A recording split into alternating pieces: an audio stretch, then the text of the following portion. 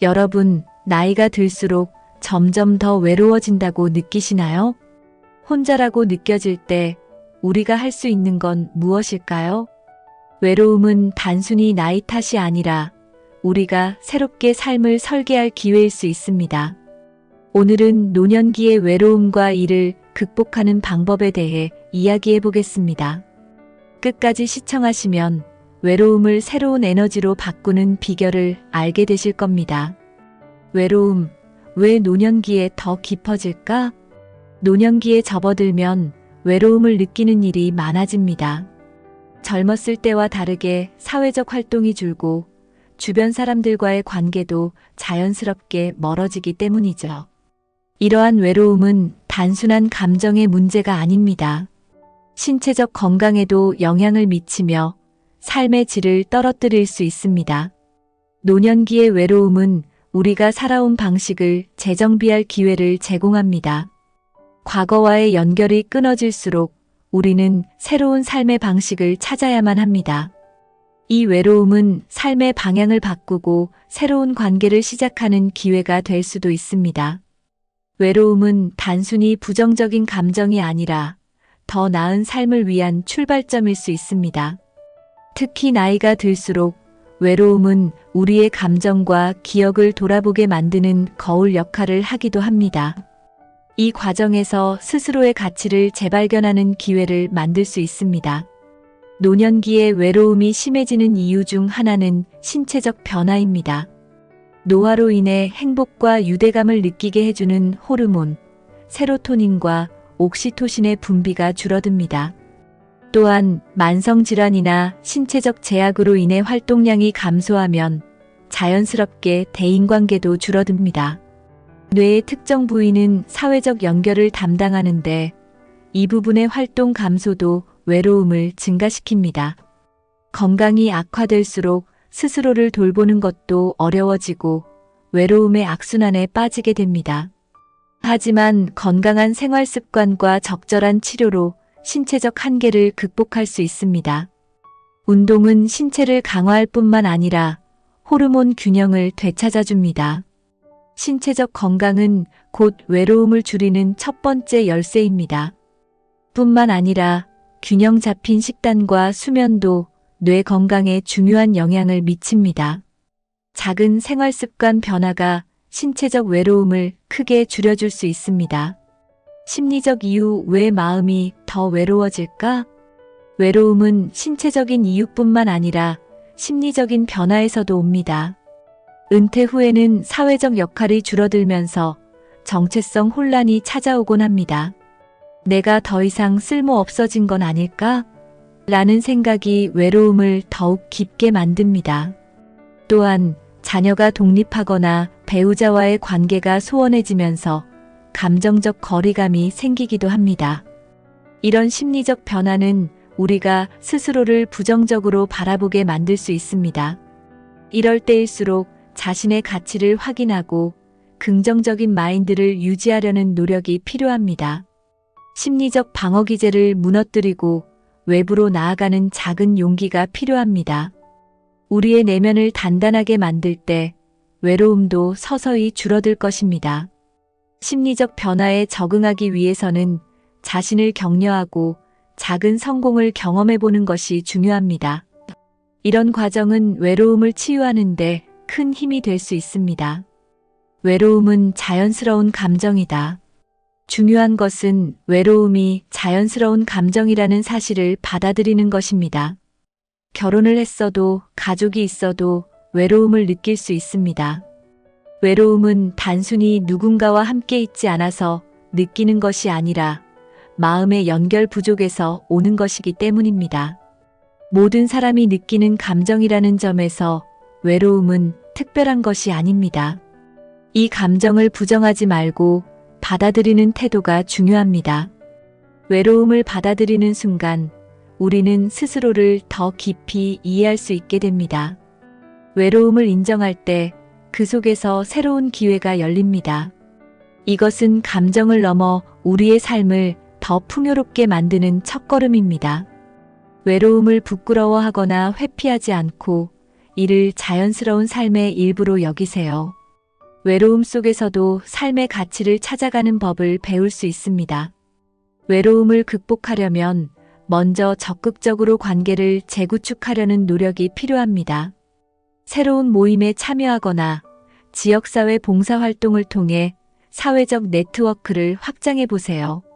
오랜 친구와 다시 연락을 시작하거나 가족과의 소통을 복원해 보는 것도 방법입니다. 또한 외로움 속에서 자신을 이해하고 성장하려는 태도가 필요합니다. 내면을 돌아보며 나 자신과의 대화를 통해 외로움을 새로운 성장의 기회로 바꿔보세요. 우리는 외로움 속에서도 배우고 성장할 수 있는 능력을 가지고 있습니다. 작은 시도 하나하나가 외로움을 극복하는 열쇠가 될 수 있습니다. 진정한 극복은 외로움을 없애는 것이 아니라 그것을 삶의 일부로 수용하는 것입니다. 누군가에게 도움의 손길을 내미는 것도 외로움을 치유하는데 강력한 방법이 될 수 있습니다. 타인과의 관계 속에서 외로움이 사라지는 경험을 하게 될 것입니다. 혼자 있는 시간을 긍정적으로 활용하는 것이 중요합니다. 혼자서 즐길 수 있는 취미를 개발해 보세요. 예를 들어 독서, 요리, 그림 그리기 등은 혼자서도 충분히 즐길 수 있는 활동입니다. 새로운 기술이나 언어를 배우는 것도 외로움을 극복하는 강력한 도구가 될 수 있습니다. 스스로를 사랑하고 나 자신에게 자랑스러워할 수 있는 시간을 만들어 보세요. 혼자 있는 시간을 즐길 수 있을 때 진정한 독립이 가능합니다. 스스로와의 시간을 소중히 여기는 태도가 삶을 더욱 풍요롭게 만듭니다. 이런 과정 속에서 우리는 더 단단한 자신을 발견하게 됩니다. 혼자서도 행복하게 사는 연습은 나이가 들수록 더 중요한 기술이 됩니다. 외로움은 사라지지 않아도 혼자서도 충분히 즐길 수 있는 자신을 발견할 수 있습니다. 외로움을 극복하는 것을 넘어 외로움 속에서도 충만한 삶을 살아갈 수 있습니다. 나이가 들수록 삶의 진정한 의미를 찾아가는 과정이 시작됩니다. 삶의 가치를 스스로 정의하고 자신에게 의미 있는 일을 찾아보세요. 다음 세대와의 연결을 통해 지혜를 나누고 세상에 긍정적인 흔적을 남겨보는 것도 훌륭한 방법입니다. 품격 있는 노년기는 외로움을 넘어 더 나은 자신으로 살아가는 과정입니다. 나이 듦은 끝이 아니라 새로운 시작입니다. 외로움 속에서도 진정한 가치를 발견하는 삶이야말로 우리가 추구해야 할 노년의 모습입니다. 여러분의 인생은 여전히 빛날 수 있습니다. 삶의 마지막까지도 자신만의 색을 찾고 남은 시간을 더욱 빛나게 만드세요. 그것이야말로 진정한 품격 있는 노년기입니다. 여러분, 외로움 속에서도 새로운 가능성을 발견할 수 있습니다. 이 영상이 외로움에 대한 시각을 바꾸는 계기가 되었길 바랍니다. 좋아요와 구독, 알림 설정 부탁드리며 여러분의 생각을 댓글로 나눠주세요. 감사합니다.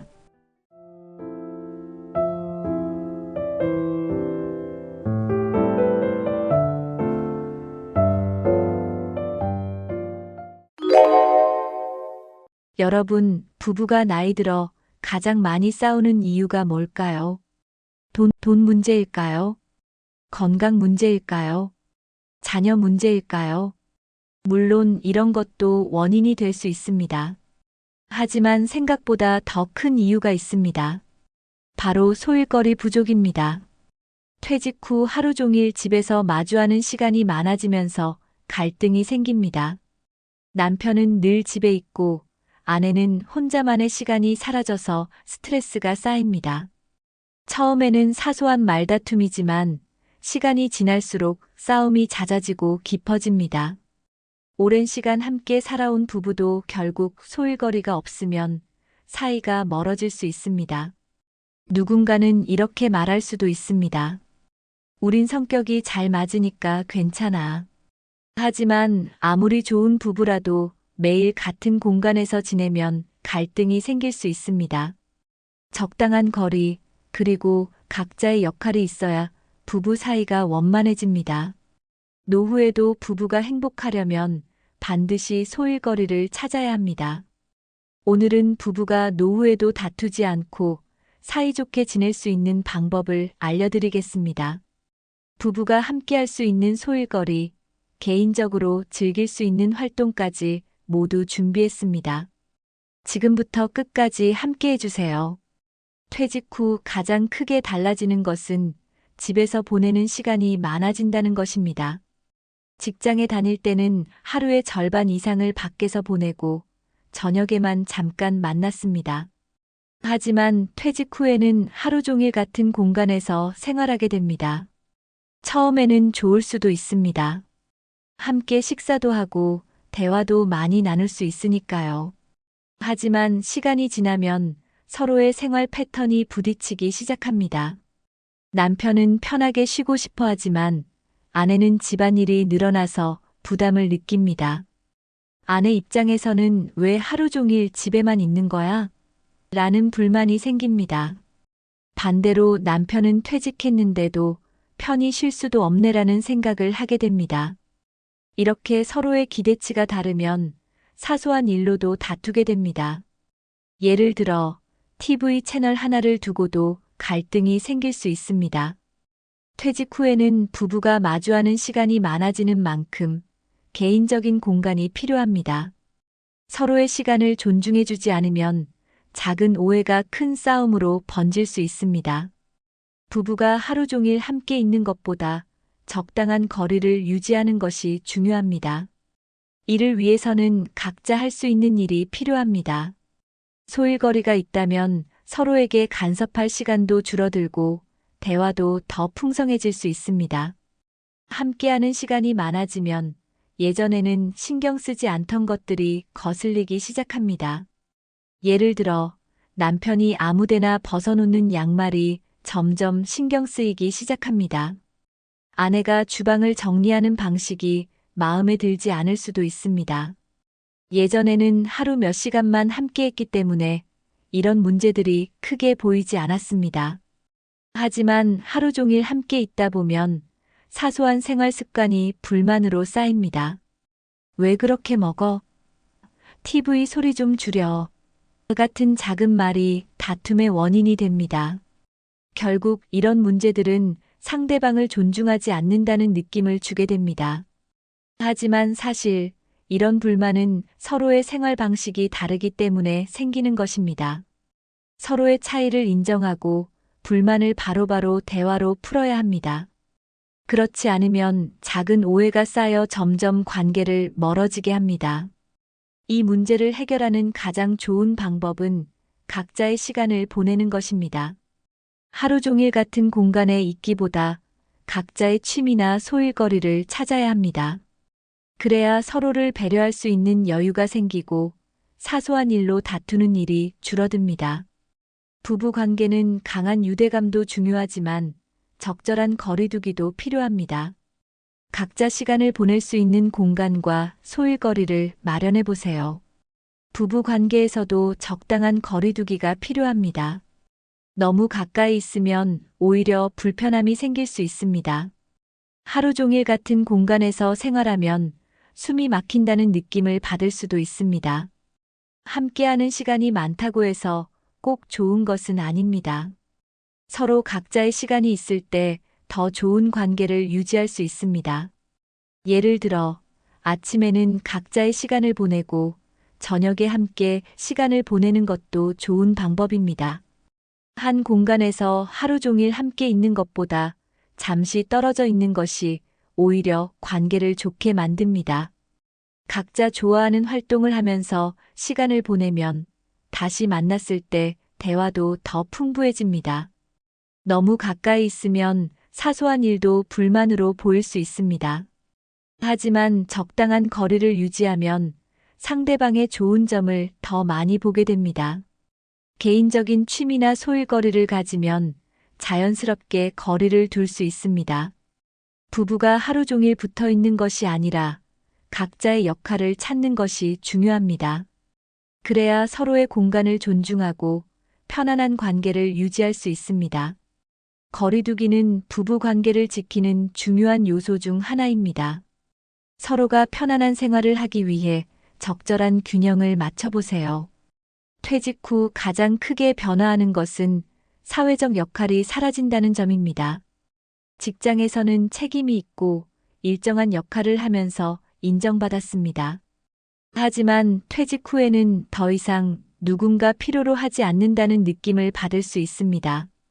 특히 남편의 경우 오랫동안 사회생활을 하다가 갑자기 집에 머물면 공허함을 느낍니다. 아내 역시 가정에서의 역할이 바뀌면서 혼란을 겪을 수 있습니다. 부부가 함께 보내는 시간이 많아졌지만 서로의 역할이 애매해지는 경우가 많습니다. 예전에는 직장에서 중요한 결정을 내렸지만 이제는 작은 가사일에도 간섭받는 느낌이 들 수 있습니다. 이 과정에서 부부간의 갈등이 생길 가능성이 높아집니다. 내가 정말 필요한 사람인가? 라는 고민이 깊어질 수 있습니다. 부부 사이에서도 서로의 역할을 명확히 하고 개인적인 목표를 찾는 것이 중요합니다. 단순히 쉬는 것이 아니라 작은 목표를 설정하고 성취감을 느낄 수 있어야 합니다. 소일거리를 통해 자신의 존재감을 확인하면 더 건강한 부부 관계를 유지할 수 있습니다. 사회에서의 역할은 줄어들었지만 부부 사이에서는 여전히 중요한 역할을 할 수 있습니다. 작은 취미라도 꾸준히 하면서 성취감을 찾는 것이 중요합니다. 역할이 사라지는 것이 아니라 새로운 역할을 만들어가는 것이 필요합니다. 나이가 들면 자연스럽게 내가 아직도 필요한 사람인가? 라는 고민을 하게 됩니다. 사회에서의 역할이 줄어들면서 자기 존재에 대한 의문이 커질 수 있습니다. 특히 퇴직 후에는 가족들에게도 예전처럼 필요하지 않다고 느낄 수 있습니다. 자녀들은 독립하고 부부끼리의 생활이 시작됩니다. 이때 부부가 서로에게 역할을 만들어주지 않으면 공허함이 커질 수 있습니다. 남편이 하루 종일 TV만 보고 있거나 아내가 혼자 모든 일을 감당하는 상황이 발생할 수 있습니다. 내가 이 집에서 무슨 역할을 해야 하지? 라는 질문이 부부 갈등의 원인이 될 수도 있습니다. 작은 일이라도 함께 할 수 있는 역할을 정하는 것이 필요합니다. 예를 들어 남편은 정원을 가꾸거나 집안 정리를 담당할 수 있습니다. 아내는 새로운 취미를 개발하고 두 사람이 함께 할 수 있는 활동을 만들어 볼 수 있습니다. 부부가 서로 필요한 사람이라는 느낌을 받을 수 있도록 돕는 것이 중요합니다. 서로가 하는 일을 인정하고 칭찬하는 습관을 기르면 더욱 돈독한 관계를 만들 수 있습니다. 퇴직 후에도 서로를 응원하고 함께 목표를 만들어가는 것이 필요합니다. 작은 역할이라도 부여하면 내가 아직도 중요한 사람이다라는 생각을 하게 됩니다. 서로에게 필요한 존재가 될 수 있도록 의미 있는 소일거리를 찾아보세요. 역할이 사라졌다고 생각하기보다 새로운 역할을 찾는 것이 중요합니다. 이제는 부부가 함께 할 수 있는 시간을 활용해 새로운 목표를 만들어야 합니다. 예를 들어 지역 봉사활동을 함께 할 수도 있습니다. 또는 작은 텃밭을 가꾸면서 함께하는 시간을 가질 수도 있습니다. 부부가 함께하는 활동을 만들면 대화도 늘어나고 관계도 좋아집니다. 함께할 수 있는 일이 없다면 각자의 취미를 찾아도 좋습니다. 서로의 관심사를 존중하면서 각자의 시간을 보내는 것도 좋은 방법입니다. 중요한 것은 퇴직 후에도 의미 있는 활동을 지속하는 것입니다. 하루를 그냥 보내는 것이 아니라 보람 있는 일로 채워야 합니다. 서로에게 의지하고 함께 성장하는 것이 노후를 행복하게 만드는 비결입니다. 새로운 역할을 찾으면 부부 관계도 더욱 깊어집니다. 예전에는 일하느라 바빠서 하지 못했던 것들을 지금부터라도 도전해 보세요. 부부가 함께 할 수 있는 취미나 프로젝트를 정해보는 것도 좋은 방법입니다. 작은 일이라도 꾸준히 하면 부부 사이의 유대감이 깊어집니다. 지금부터라도 부부가 함께 할 수 있는 새로운 역할을 찾아보세요. 나이가 들수록 부부 사이에서 대화의 주제가 줄어드는 경우가 많습니다. 예전에는 자녀 교육, 직장 이야기, 사회 문제 등 다양한 주제로 대화를 나눴습니다. 하지만 자녀가 성장에 독립하고 직장을 떠나면 공통된 대화 소재가 사라집니다. 결국 부부의 대화 주제는 건강 상태, 병원 방문, 자녀 소식 같은 반복적인 이야기로 한정됩니다.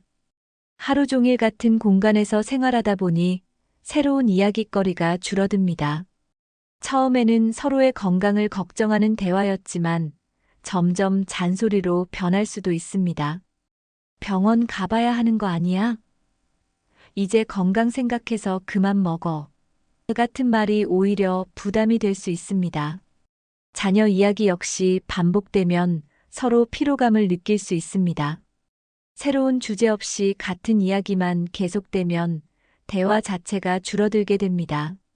결국 부부가 함께 있어도 소통이 단절되는 상황이 발생할 수 있습니다. 부부가 활발하게 소통하려면 새로운 대화 주제가 필요합니다. 취미 활동을 공유하면 자연스럽게 대화 소재가 생깁니다. 예를 들어 함께 여행을 계획하거나 새로운 요리를 시도하면 이야기할 것이 많아집니다. 부부가 각자 새로운 경험을 하면 서로에게 이야기할 거리도 많아집니다. 대화의 주제를 의식적으로 다양하게 만들려는 노력이 필요합니다. 퇴직 후 많은 부부가 하루 종일 TV를 함께 보는 생활을 합니다.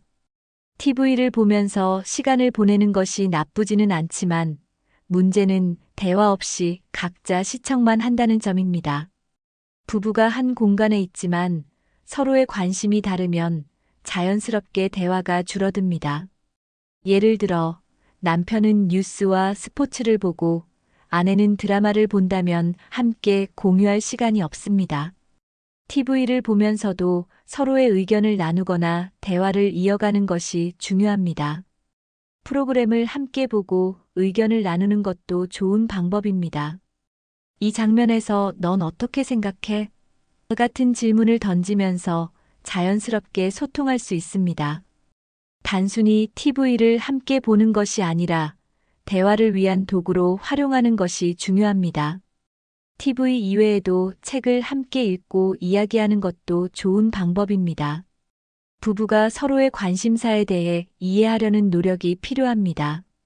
대화가 없는 관계는 점점 멀어질 수밖에 없습니다. 하루 10분이라도 서로의 생각을 공유하는 시간을 가져보는 것이 좋습니다. 오늘 가장 기분 좋았던 일은 뭐야?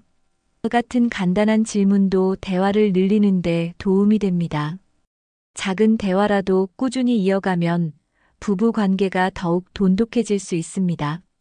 중요한 것은 함께 있는 시간보다 소통하는 시간이 많아지는 것입니다. 대화의 단절을 막기 위해서는 새로운 관심사를 만들어야 합니다. 함께 할 수 있는 취미나 활동을 찾으면 자연스럽게 대화가 늘어납니다. 예를 들어 함께 요리를 배우면 오늘은 어떤 요리를 해볼까? 라는 대화가 시작될 수 있습니다. 여행을 계획하면 다음에는 어디를 가볼까? 같은 이야기로 이어집니다. 부부가 함께 운동을 하면 서로의 성과를 공유하면서 대화가 많아집니다. 새로운 것을 배우면 상대에게 알려주는 과정에서 자연스럽게 대화가 생깁니다. 예를 들어 아내가 꽃꽂이를 배우면 남편에게 설명하면서 소통할 기회가 됩니다. 부부가 같은 책을 읽고 감상을 나누는 것도 좋은 방법입니다. 반려동물을 키우면 돌보는 과정에서 자연스럽게 대화가 이어집니다. 서로의 관심사를 존중하면서 대화할 수 있는 주제를 찾는 것이 중요합니다.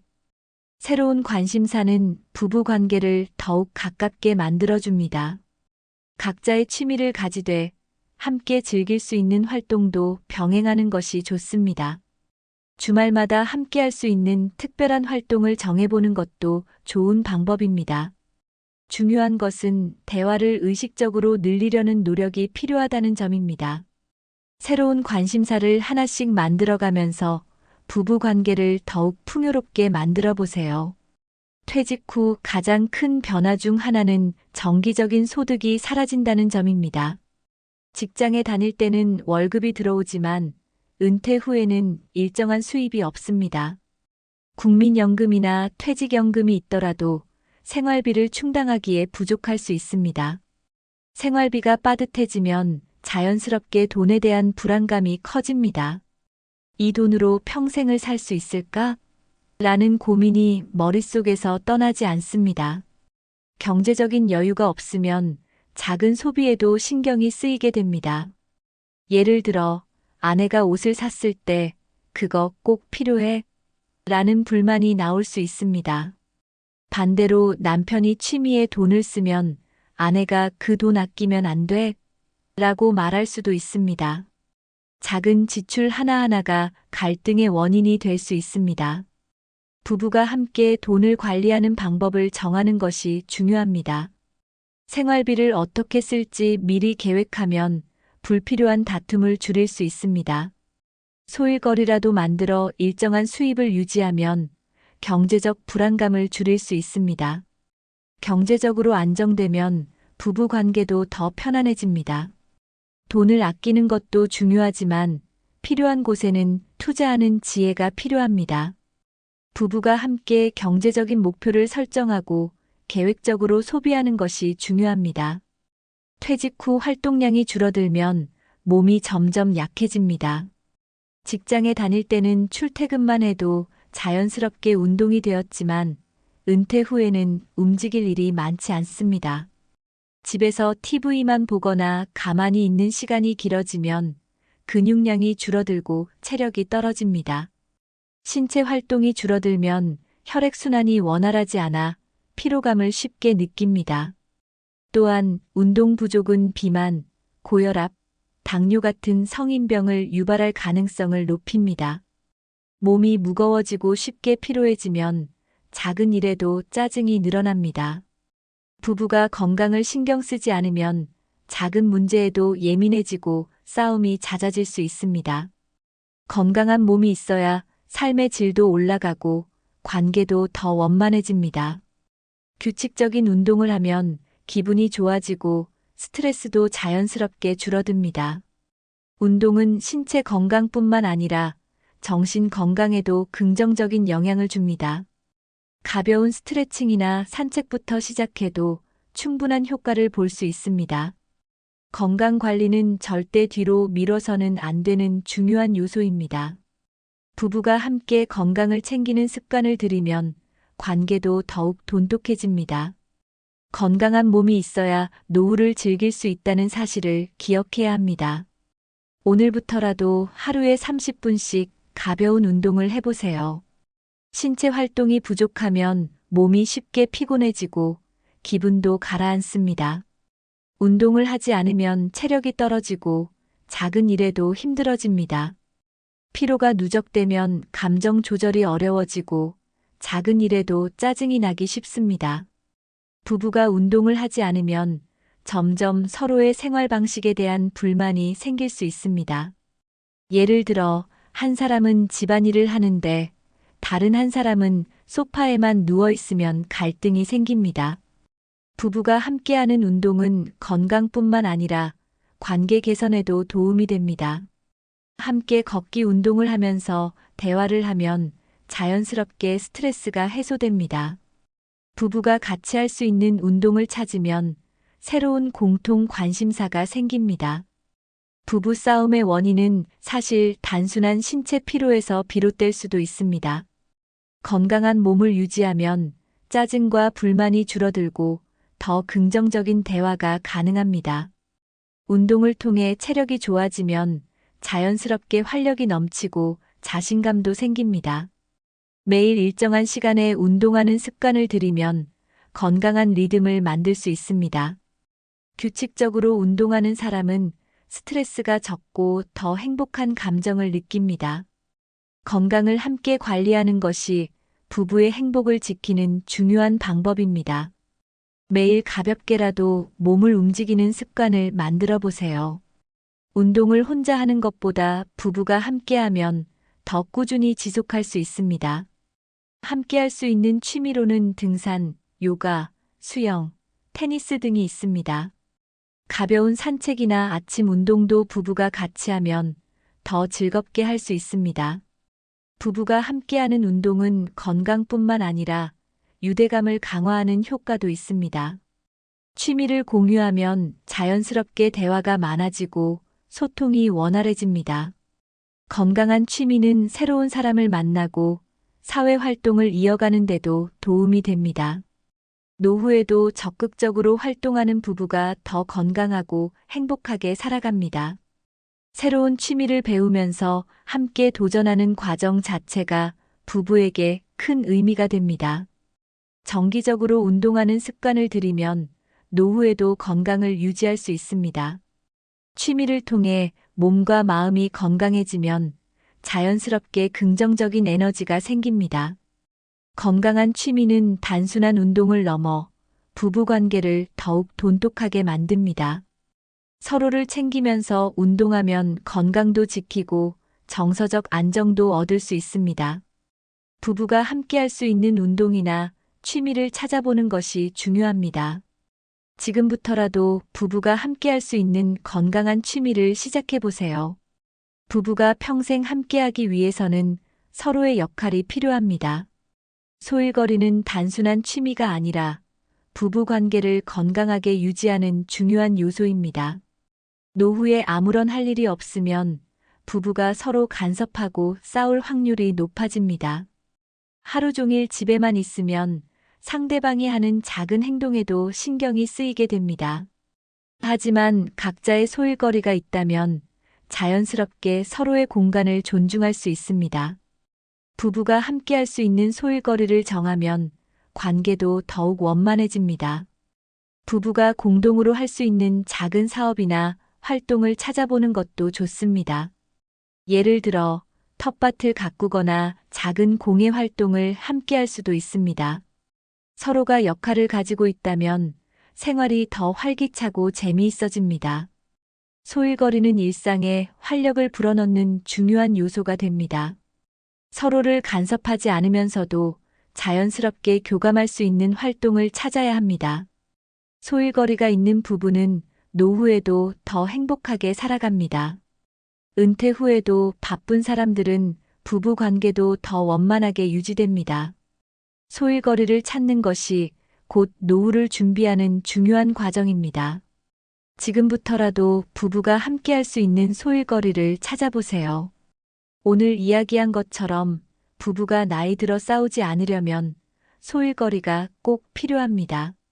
함께 있는 시간이 많아지면 갈등이 커질 수 있기 때문에 각자의 역할이 중요합니다.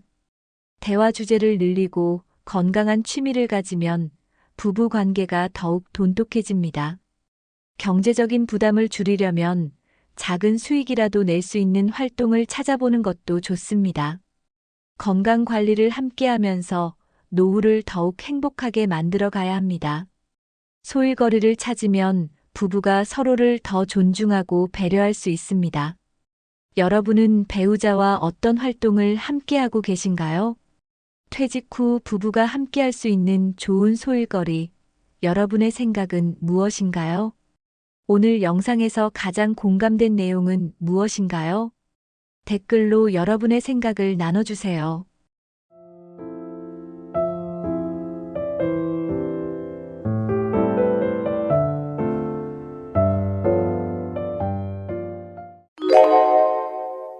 부모는 자식을 위해 희생하는 것이 당연할까요? 하지만 현실을 보면 자식 뒷바라지하다가 경제적으로 무너지는 부모가 많습니다. 자식 때문에 파산한다는 말, 과연 맞는 말일까요? 자녀 교육비, 결혼 지원, 주택 마련, 심지어 생활비까지 부모의 경제적 부담은 점점 커지고 있습니다. 자식을 위해 모든 것을 희생하지만 정작 부모 자신의 노후는 준비되지 않는 경우가 많습니다. 그러다 보니 은퇴 후 생활비가 부족해지고 결국 자녀에게 의지할 수밖에 없는 상황이 됩니다. 그런데 생각해 봐야 할 점이 있습니다. 과연 자녀는 부모의 희생을 당연하게 여길까요? 부모가 재정적으로 무너졌을 때 자녀가 이를 책임질 수 있을까요? 우리가 자녀를 위해 최선을 다하는 것은 중요합니다. 하지만 부모도 자신의 삶을 지켜야 합니다. 오늘은 자녀 뒷바라지가 부모의 경제를 흔드는 이유와 해결 방법을 이야기해 보겠습니다. 어디까지가 적절한 지원인지, 어떻게 하면 부모도 자녀도 함께 행복한 재정 계획을 세울 수 있는지 알아보겠습니다. 부모의 무리한 희생이 오히려 자녀에게 부담이 될 수도 있습니다. 자녀를 돕되 부모의 경제적 안정도 지키는 것이 중요합니다. 지금부터 함께 알아보겠습니다. 많은 부모들이 자녀 교육을 위해 아낌없이 투자합니다. 하지만 그 과정에서 부모의 재정이 무너지는 경우가 많습니다. 특히 사교육비와 대학 등록금은 부모의 재정에 큰 부담이 됩니다. 유치원부터 시작해 초중고 사교육비까지 부담이 점점 커집니다. 대학에 들어가면 등록금뿐만 아니라 생활비까지 지원해야 하는 경우도 많습니다. 사립대학이나 해외 유학을 고려하면 비용은 더욱 증가합니다. 부모가 대출을 받아서라도 자녀 교육비를 마련하는 경우도 있습니다. 하지만 교육비로 인해 부모의 노후 자금이 줄어드는 것은 심각한 문제입니다.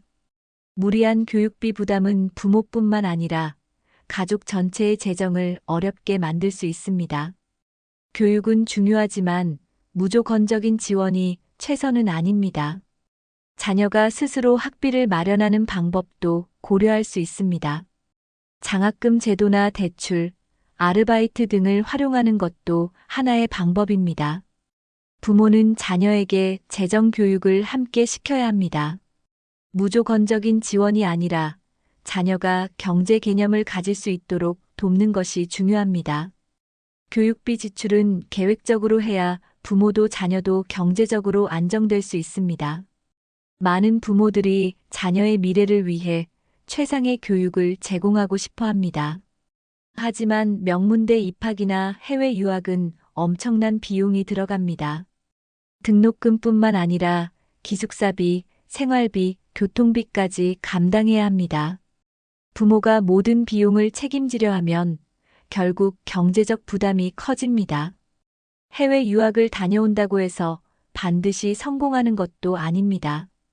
중요한 것은 자녀의 능력과 현실적인 재정을 고려하는 것입니다. 주변의 기대나 사회적 분위기에 휩쓸려 무리한 선택을 해서는 안 됩니다. 자녀가 원한다고 해서 모든 것을 해줄 필요는 없습니다. 부모의 재정 상태를 고려해 적절한 교육 계획을 세우는 것이 중요합니다. 유학을 가야 한다면 장학금이나 지원 프로그램을 활용하는 방법도 있습니다. 무조건적인 지원보다는 자녀가 스스로 선택하고 책임질 수 있도록 돕는 것이 필요합니다.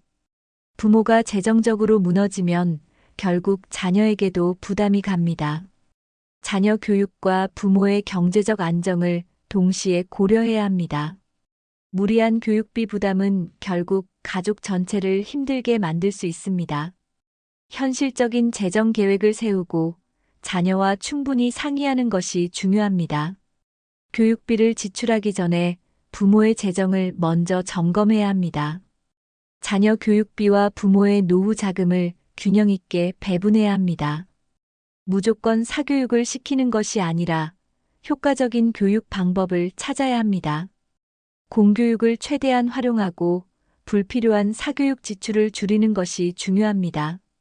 대학 등록금도 장학금과 학자금 대출을 활용하는 것이 한 가지 방법입니다. 자녀에게 경제 교육을 시켜 스스로 재정을 관리할 수 있도록 돕는 것이 필요합니다. 부모가 모든 걸 해결해주면 자녀는 경제적 독립이 늦어질 수 있습니다. 자녀가 직접 등록금을 마련하는 경험도 인생에 큰 도움이 됩니다. 부모가 무조건 지원하기보다 함께 해결책을 찾는 것이 중요합니다. 교육비 지출 계획을 세우고 불필요한 부분은 과감히 줄여야 합니다. 최상의 교육보다는 현실적인 교육이 더 중요합니다. 부모가 경제적으로 안정되어야 자녀도 안정적인 미래를 설계할 수 있습니다. 노후에 자녀에게 부담을 주지 않으려면 부모의 경제적 계획도 철저히 세워야 합니다. 자녀 교육과 부모의 노후 자금 균형을 맞추는 것이 결국 모두를 위한 길입니다. 지금부터라도 자녀 교육비 지출을 점검하고 재정 계획을 세워보세요. 부모 세대는 자녀의 결혼을 돕는 것이 당연하다고 생각하는 경우가 많습니다.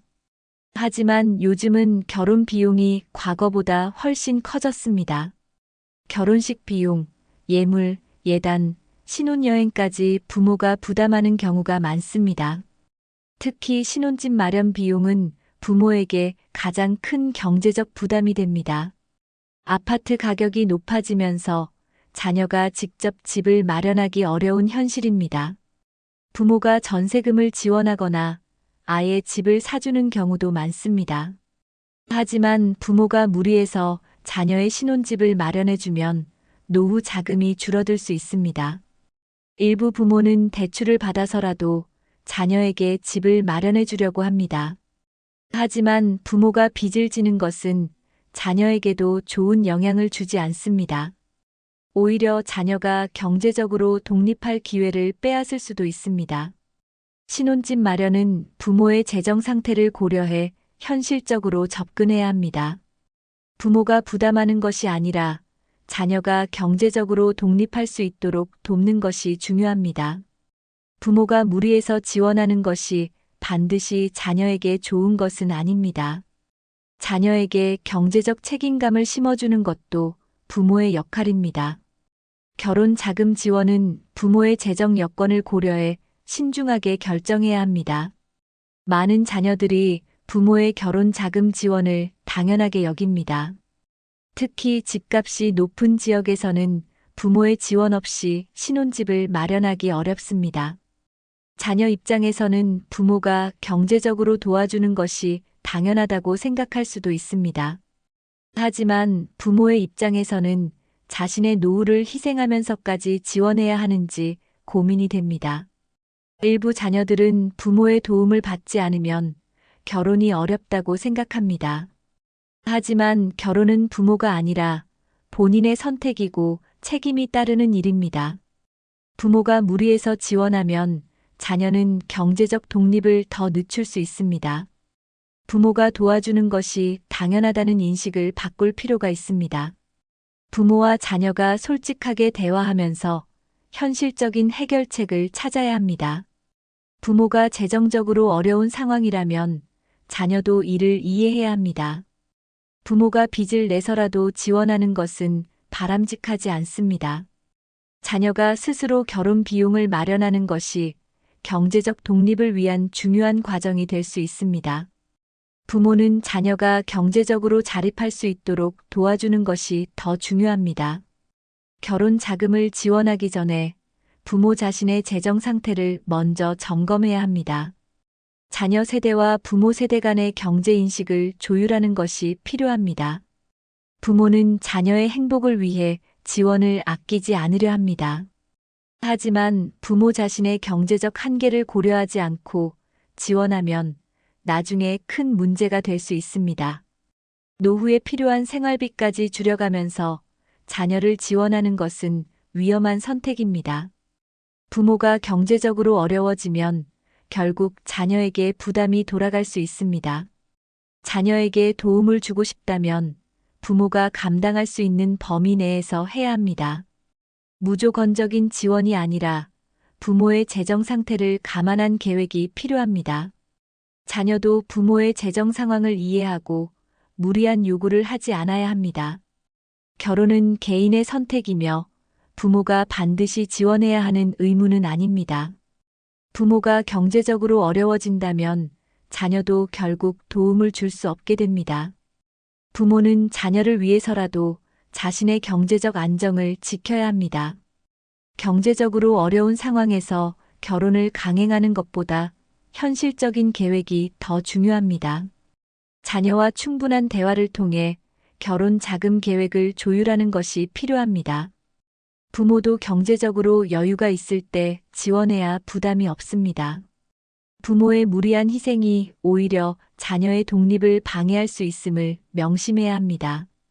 자녀를 도울 때는 감당할 수 있는 범위 내에서 현명하게 결정해야 합니다. 부모는 자녀가 원하는 것을 다 해주고 싶은 마음이 큽니다. 하지만 자녀의 요구를 모두 들어주다 보면 부모의 경제적 어려움이 커질 수 있습니다. 부모가 감당할 수 있는 범위를 넘어서까지 지원하는 것은 위험합니다. 자녀가 경제적으로 독립할 수 있도록 돕는 것이 더 중요합니다. 무조건적인 지원이 아니라 자녀가 책임감을 가질 수 있도록 유도해야 합니다. 부모의 희생이 자녀에게 반드시 좋은 영향을 주는 것은 아닙니다. 자녀가 부모의 희생을 당연하게 여기게 만들 수도 있습니다. 부모가 무리해서 지원하면 자녀는 경제적으로 독립하는 법을 배우지 못할 수 있습니다. 자녀에게 필요한 것은 경제적 지원뿐만 아니라 재정 관리 교육도 포함됩니다. 부모의 재정 상태를 고려해 지원해야 한다는 점을 자녀와 공유하는 것이 중요합니다. 자녀를 돕되 부모도 자신의 재정을 보호하는 것이 필요합니다. 자녀가 스스로 경제적인 결정을 할 수 있도록 도와주는 것이 부모의 역할입니다. 부모가 경제적으로 어려워지면 결국 자녀에게 부담이 될 수 있습니다. 자녀의 요구를 모두 들어주는 것이 아니라 필요와 가능성을 구분해야 합니다. 부모가 자신의 경제적 한계를 명확히 알고 올바른 선택을 하는 것이 중요합니다. 요즘 청년들은 취업이 쉽지 않아 경제적으로 독립하기 어려운 경우가 많습니다. 과거에는 대학 졸업 후 바로 취업해 독립하는 것이 일반적이었습니다. 하지만 현재는 취업이 늦어지면서 부모에게 의지하는 자녀가 많아지고 있습니다. 청년들의 경제적 자립이 늦어지면서 부모의 부담도 계속 증가하고 있습니다. 부모는 자녀가 경제적으로 안정될 때까지 지원하려는 경향이 있습니다. 하지만 이 과정이 길어지면 부모의 노후 자금이 부족해질 수 있습니다. 특히 자녀가 취업을 준비하는 동안 생활비, 용돈, 학자금 대출 상환 등을 부모가 부담하는 경우가 많습니다. 경제적 독립이 늦어질수록 부모의 재정적 부담도 커질 수밖에 없습니다. 부모가 지나치게 지원하면 자녀는 경제적 책임감을 덜 느낄 수도 있습니다. 자녀가 일정한 나이가 되면 경제적으로 독립하도록 유도하는 것이 중요합니다. 부모가 모든 것을 해결해주면 자녀는 스스로 문제를 해결하는 능력을 기르기 어렵습니다. 경제적 독립을 위한 현실적인 조언과 가이드를 주는 것이 필요합니다. 단순히 돈을 지원하는 것이 아니라 자녀가 스스로 경제적으로 자립할 수 있도록 돕는 것이 중요합니다. 부모가 먼저 경제적인 한계를 설정하고 자녀와 명확한 대화를 나눠야 합니다. 자녀의 경제적 독립을 돕기 위해 실질적인 방법을 고민해야 합니다. 부모가 자녀의 생활비를 계속 지원하면 자녀는 경제적 독립이 늦어질 수 있습니다. 생활비 지원이 계속되면 자녀는 자립하려는 동기를 잃을 수도 있습니다. 부모가 언제까지 지원해야 할까? 라는 고민을 하게 되는 경우가 많습니다. 자녀가 경제적으로 독립할 시기를 정하고 지원을 점진적으로 줄여나가는 것이 필요합니다. 생활비를 지원하더라도 부모의 경제적 상황을 고려해야 합니다. 부모가 재정적으로 어려운데도 자녀를 지원하면 결국 가족 전체가 힘들어질 수 있습니다. 자녀에게 경제적 책임감을 심어주려면 현실적인 재정 교육이 필요합니다. 부모가 모든 것을 해결해 주는 것이 아니라 자녀가 직접 돈을 관리할 기회를 줘야 합니다. 예를 들어 생활비의 일부를 자녀가 직접 부담하도록 유도할 수 있습니다. 자녀가 경제적 자립을 준비할 수 있도록 부모가 올바른 방향을 제시해야 합니다. 직업교육, 창업지원, 저축습관 기르기 등 다양한 방법을 활용할 수 있습니다. 부모가 계속 지원하는 것이 아니라 자녀가 스스로 계획을 세우도록 돕는 것이 중요합니다.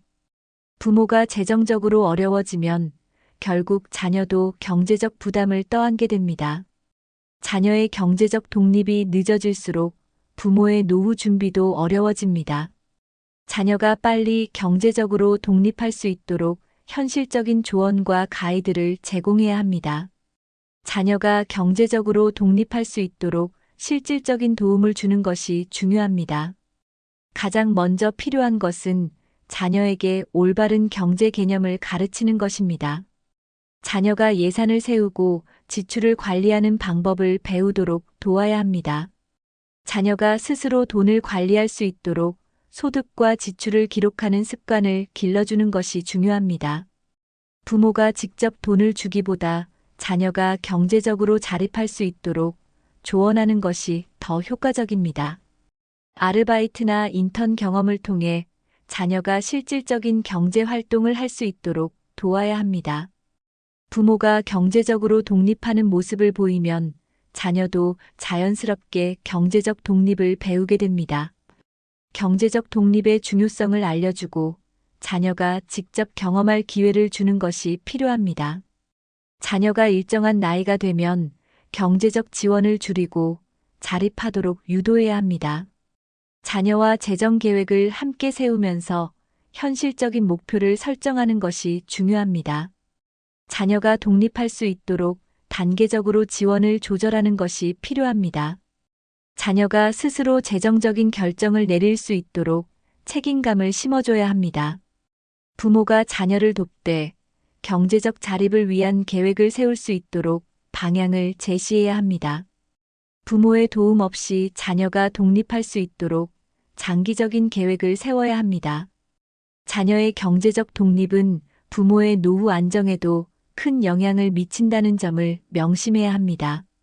부모가 자녀를 위해 모든 돈을 쓰면 결국 노후에 자녀에게 의지하게 됩니다. 부모가 노후 자금을 준비하지 않으면 자녀도 부담을 느끼게 됩니다. 자녀를 돕기 위해 희생한 부모가 오히려 자녀에게 경제적 부담을 줄 수도 있습니다. 부모가 경제적으로 어려워지면 자녀도 심리적으로 부담을 느낍니다. 부모가 노후 준비를 제대로 하지 않으면 결국 가족 전체가 힘들어질 수 있습니다. 노후에는 예상치 못한 의료비 지출이 생길 가능성이 큽니다. 부모가 재정적으로 어려워지면 자녀도 경제적으로 불안해질 수 있습니다. 부모가 자신의 노후를 희생하지 않도록 재정 계획을 세워야 합니다. 노후 자금을 따로 마련하고 자녀를 지원하는 것은 신중하게 결정해야 합니다. 부모가 경제적으로 안정되면 자녀도 독립적인 삶을 살 수 있습니다. 부모가 자녀에게 부담을 주지 않도록 노후 대비를 철저히 해야 합니다. 노후에는 안정적인 소득원이 필요하므로 자녀를 돕기 전에 자신의 재정을 먼저 점검해야 합니다. 부모가 노후를 희생하는 것이 반드시 자녀에게 도움이 되는 것은 아닙니다. 부모의 경제적 독립이 자녀의 경제적 안정에도 긍정적인 영향을 줍니다. 노후 준비를 철저히 하고 자녀에게 무리한 부담을 주지 않도록 계획해야 합니다. 자녀를 돕는 것은 부모로서 당연한 마음이지만 무리한 지원은 결국 부모도 자녀도 힘들게 만듭니다. 부모가 자신의 경제적 상황을 고려하지 않고 자녀를 돕다 보면 결국 노후가 불안해질 수 있습니다. 부모의 경제적 안정을 먼저 지키는 것이 자녀에게도 장기적으로 더 좋은 영향을 줍니다. 자녀를 도울 때는 감당할 수 있는 범위를 명확히 설정해야 합니다. 무리해서 자녀를 지원하다 보면 부모 자신의 삶이 흔들릴 수 있습니다. 자녀가 원하는 모든 것을 해주기보다 정말 필요한 부분만 지원하는 것이 중요합니다. 자녀와 솔직하게 대화하면서 현실적인 지원 계획을 세워야 합니다. 부모가 경제적으로 어려워지면 결국 자녀도 부담을 느끼게 됩니다. 자녀가 독립할 수 있도록 도와주되 부모의 재정적 한계를 분명히 하는 것이 필요합니다. 부모가 재정적으로 무너지면 자녀에게까지 영향을 미칠 수 있습니다. 지원을 하더라도 부모가 노후를 안정적으로 준비할 수 있는지 먼저 따져봐야 합니다. 자녀가 경제적 독립을 할 수 있도록 돕는 것이 장기적으로 더 좋은 지원이 됩니다. 부모가 재정적으로 안정된 상태에서 자녀를 돕는 것이 가장 이상적인 방법입니다. 부모가 건강한 재정을 유지해야 가족 전체가 경제적으로 안정될 수 있습니다. 현실적으로 가능한 범위 내에서 자녀를 돕는 것이 가장 현명한 방법입니다. 부모가 지나치게 희생하면 자녀는 그것을 당연하게 여길 수도 있습니다. 부모의 희생이 오히려 자녀의 경제적 독립을 늦추는 경우가 많습니다. 자녀는 부모가 무한정 도와줄 수 있는 존재가 아니라는 점을 인식해야 합니다. 부모가 모든 걸 해결해주면 자녀는 스스로 문제를 해결하는 능력을 기를 기회를 잃게 됩니다. 자녀가 부모에게 경제적으로 의존하는 습관이 생기면 독립이 더 어려워질 수 있습니다.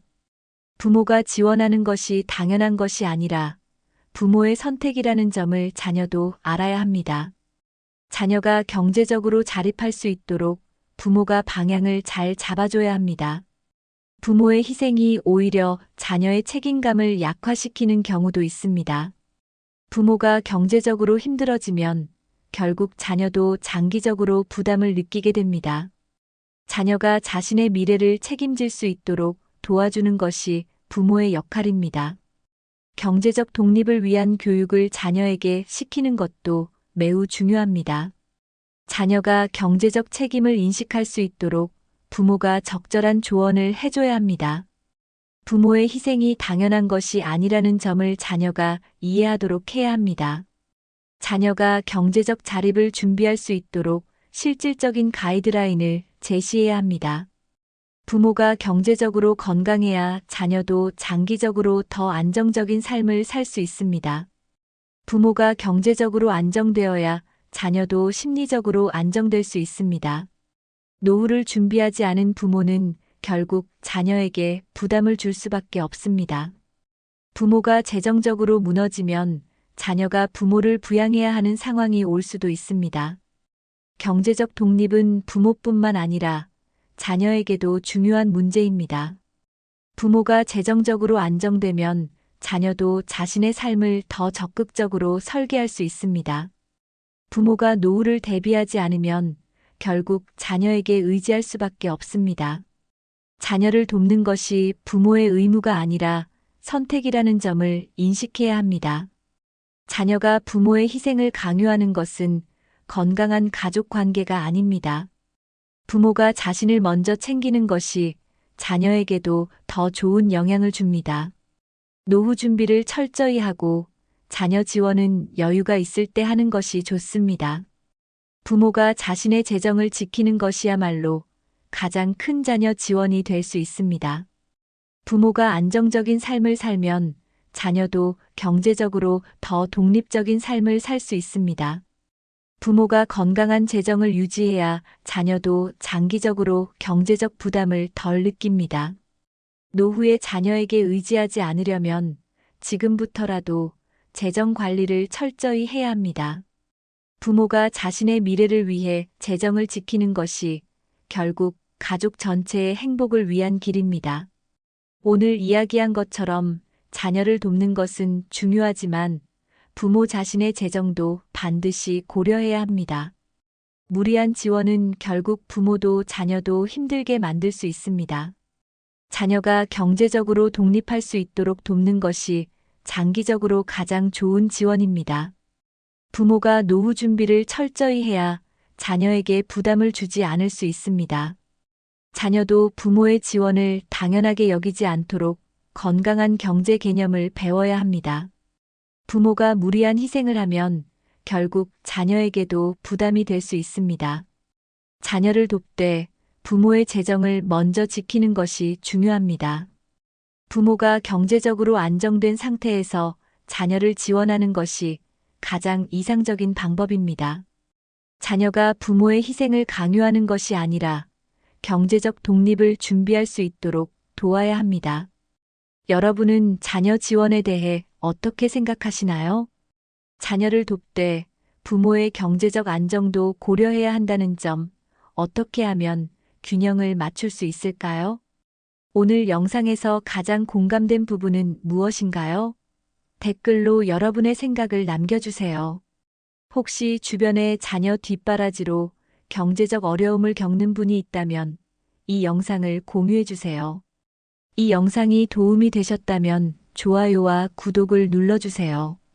부모도 자녀도 함께 행복한 미래를 위해 지금부터라도 올바른 재정 계획을 세워보세요.